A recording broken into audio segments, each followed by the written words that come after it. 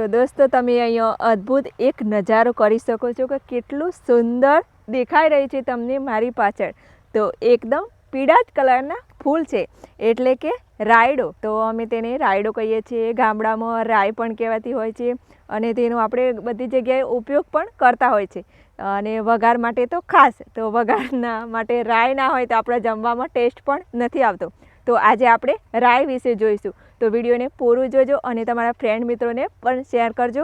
અને યુટ્યુબમાં પણ આપણી ચેનલ છે દક્ષા રેસીપી બ્લોગ, તો ત્યાં જઈને પણ સબસ્ક્રાઈબ કરજો. તો ચાલો હવે હું તમને બતાવીશ. તો સૌપ્રથમ તમે રાયડાનો છોડ બતાવીશ. તો આ રીતના હોય છે. તો નીચેથી થોડો જાડો થતો ઉપર જતાં આ રીતના પાતળું હોય છે અને તેની ડાળીઓ આમ પાતળી થઈ અને ઉપર આવતી હોય છે.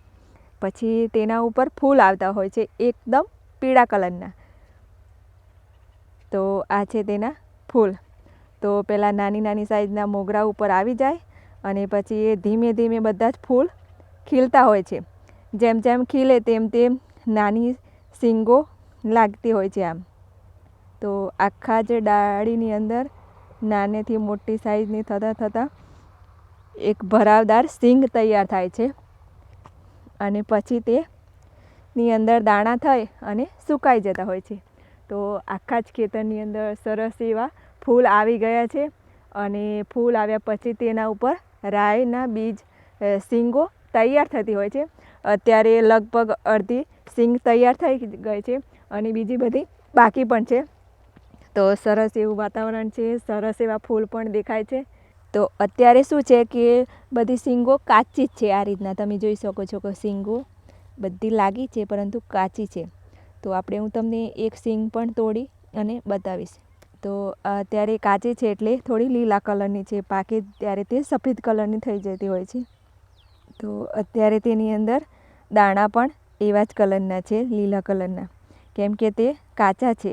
જ્યારે પાકે ત્યારે તે બ્લેક કલરના થઈ જતા હોય છે. એકદમ ગોળ દડા જેવા હોય છે રાયના દાણા.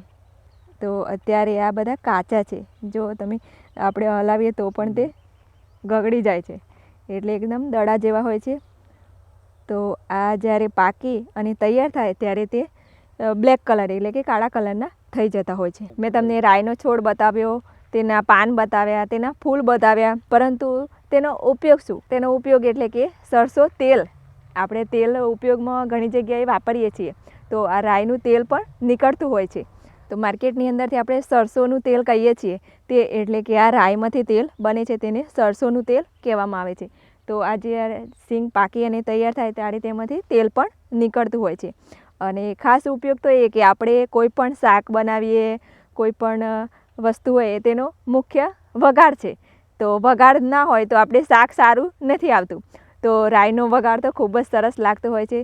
જેમ કે આપણે ખમણની ખાઈએ અને તેમાં રાય ના હોય તો આપણને તે ખમણનો ટેસ્ટ પણ ના આવે.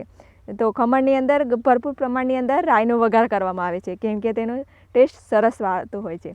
તેવી જ રીતના શાકની અંદર પણ આપણે ઘણા બધા શાકમાં વઘાર રાયનો કરીએ છીએ. તો આ રીતના મેં તમને રાયડા વિશે માહિતી આપી. તો આજનો વિડીયો તો ખૂબ જ ગમ્યો હશે. તો આ વિડીયોને તમારા ફ્રેન્ડ મિત્રો સાથે જરૂરથી શેર કરજો અને વિડીયોને લાઇક, શેર અને પેજને ફોલો કરજો. અને હવે ફરીથી એક નવા જ વિડીયો સાથે મળીશું. ત્યાં સુધી રજા લઈએ. બાય.